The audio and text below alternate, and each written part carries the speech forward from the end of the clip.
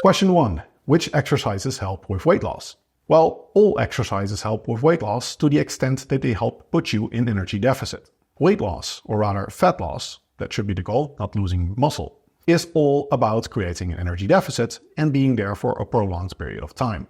If you are in energy deficit, the body burns more calories than it consumes and it is forced to make up the difference by burning some of its own tissues. If you are doing strength training or some type of physical activity that helps you maintain muscle mass, the end result is that your body should be burning fat, not muscle, and that is what we want. Exercises are not that different in how much energy they burn. Different types of exercise can burn different amounts of energy, but by and large it's just a matter of how effortful you're training, not so much exactly what type of exercise you're doing. Moreover, most people significantly overestimate the number of calories that they burn with exercise. So most people are best off doing their training for muscle growth, strength development, sports, or whatever fitness goals you have, and letting the diet take care of the fat loss. Whether you eat less or you exercise more does not impact the efficacy of your fat loss approach. You get the exact same results from eating 500 calories fewer or burning 500 more calories. So let your training take care of your fitness goals and let your diet take care of getting abs. Abs are made in the kitchen, as the cliche goes.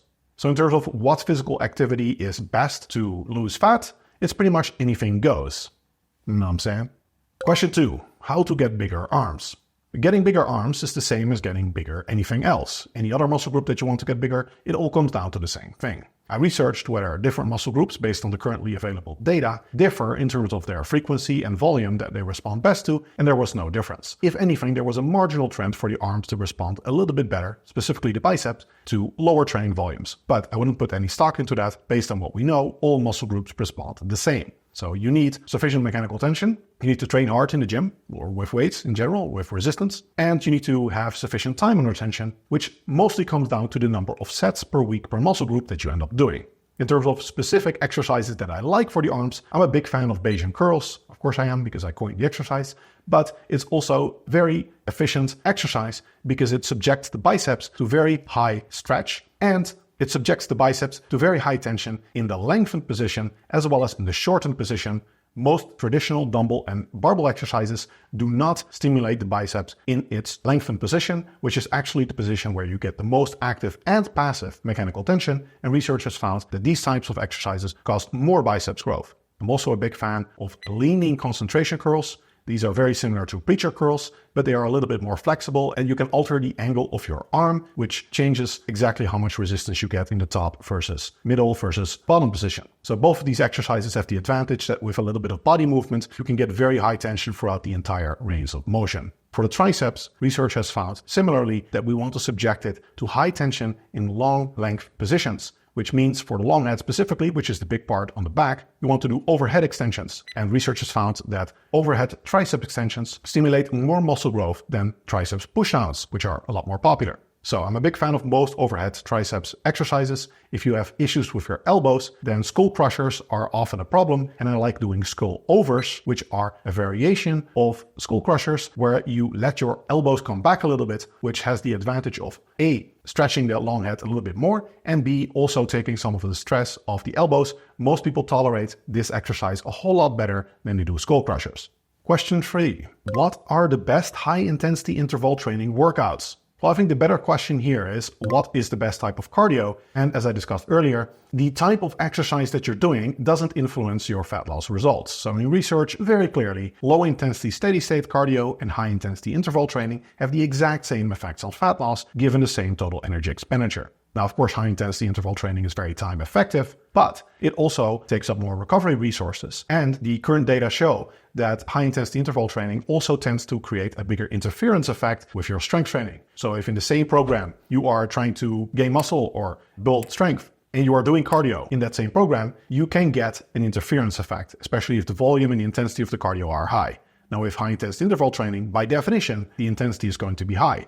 So especially if you perform them on the same day, you can reduce the amount of muscle growth and you can reduce the amount of strength development that you're getting from your strength training. This is called the concurrent training effect or the interference effect. And this effect is a little bit worse, it seems, for high-intensity interval training than for low-intensity steady-state cardio. So high-intensity interval training is great for sports that are essentially high-intensity interval training, like soccer. And it's a very time-effective way to burn calories if that's your primary goal. But generally for fat loss, if you're also doing strength training, as you definitely should, because strength training actually is most time-effective of all forms of exercise, as you can see in this video here, I generally recommend that you do low-intensity steady-state cardio, or more importantly, some type of cardio that you can stick with and you enjoy, because cardio for most lifters is not their favorite part of the program.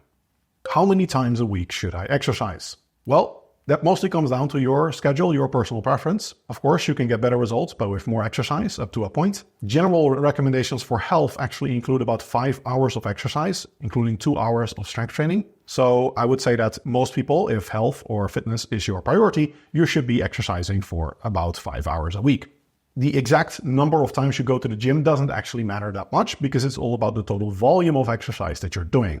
And that goes for both endurance training and for strength training. Research is quite clear that the total amount of volume that you accumulate in the week is what really matters for muscle growth, strength development, and even endurance for the most part. So it's not so much about how often you go to the gym, it's about the total volume of exercise that you're doing in the week. And if you only have time to go to the gym a few times, or that's more convenient for you, you can do longer sessions. And if you live next to the gym and you can go every day, then you can do shorter sessions. You probably get a little bit better results with higher frequency, because if you spread your sessions out across more days of the week, then you are less fatigued in every session and your performance will be a little bit higher. Therefore, even given the same total number of sets or the same time, you generally get a bit better performance and therefore more total volume. As I explained in my recent video on what creates muscle growth, this is illustrated well by a recent study by Neves et al. From 2022.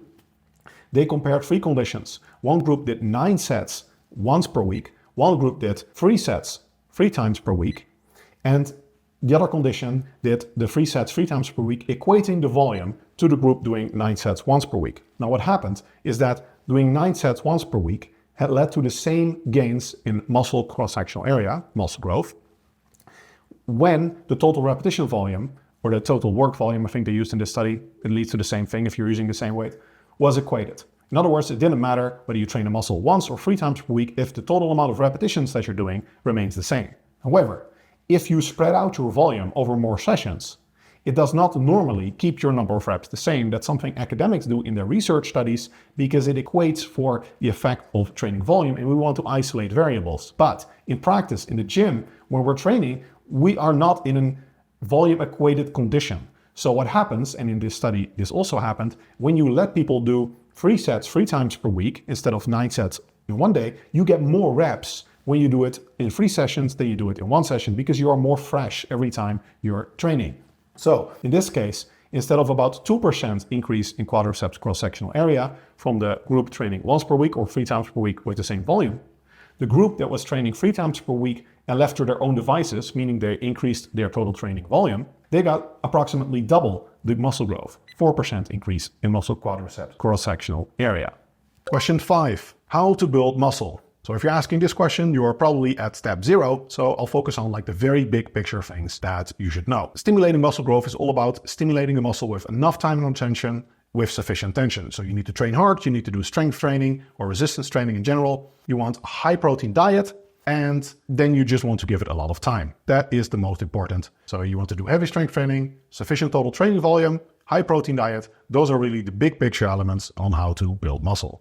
Question 6. What time of day should I exercise? Well, again, first and foremost, the best time of day to exercise is when it suits your schedule and what you can stick to. However, if you have the luxury of choosing between different times, then there is some research that indicates that in the evenings to late afternoons, you get better results. For example, this study by Kusma et al. Found that muscle growth was a little bit higher, and this is the best study we have on the topic, in the group training in the afternoons versus the group training in the mornings. Now, that doesn't mean you can't gain any muscle or strength when you train in the mornings. In fact, most studies, especially shorter studies, they don't find significant differences. So this is really a matter of fine-tuning.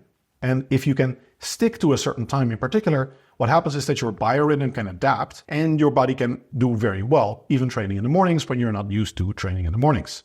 Caffeine can also help. If you take caffeine before a morning workout, it reverses much of the negative effect of training early in the mornings when your biorhythm is not accustomed to training with maximum intensity. Because that is the reason that in the afternoon, theoretically, you perform a little bit better and therefore probably also make better gains long term. It's that your biorhythm, especially your core body temperature, is more optimized, so you have higher core body temperature. That's also why we see that most world records are actually broken in the afternoon to early evening, because that is the time of day that our body is most primed for performance. But again, your body and your biorhythm can adapt very well to training in the morning or any other time that you want, especially if you are consistent with that. So try to find a time that you can be consistent with. That is the most important.